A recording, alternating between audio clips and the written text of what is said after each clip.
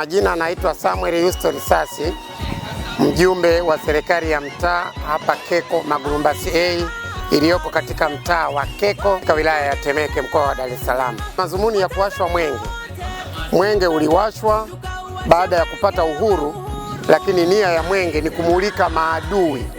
Ndio maana uliwashiwa kwenye mlima wa Kilimanjaro na ndugu Nyirenda ndio askari alienda kuwasha kule juu, ili nia na madhumuni makubwa uweze kumulika maadui wa ndani na wa nje.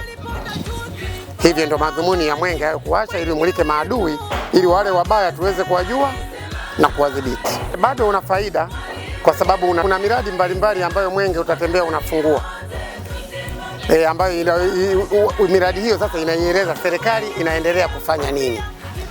Kwa hiyo faida kubwa yake ni ile miradi ambayo inaendelea kwa sasa hivi. Imekuwa tofauti na zamani. Zamani ilikuwa inapita tu kila kijiji hata kama hakuna sehemu ya kufungua wala nini, lakini sasa hivi inapita kwenye miradi inayofunguliwa ili kuweza kueleza au kuona au kulionyesha taifa kwamba serikali inafanya nini na nini.